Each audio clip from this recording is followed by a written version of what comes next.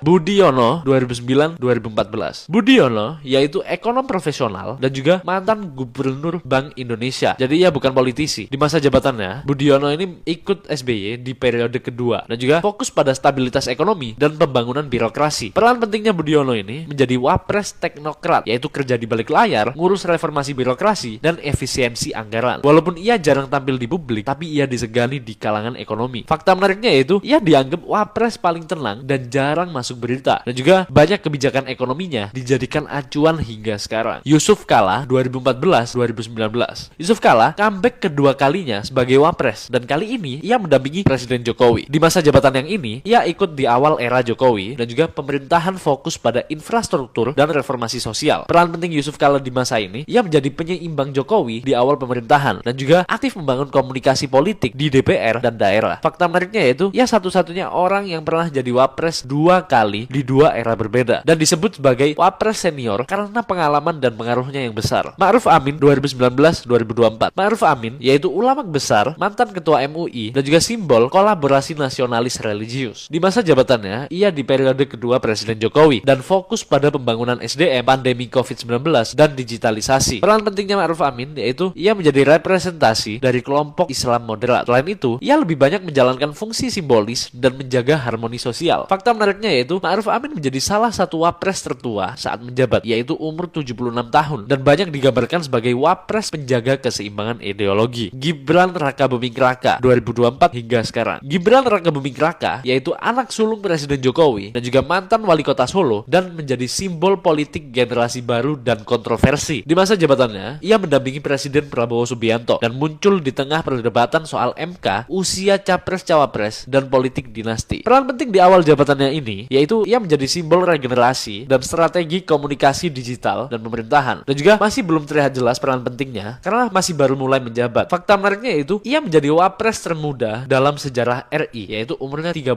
tahun, dan pemilihannya memicu banyak debat publik soal etika dan demokrasi.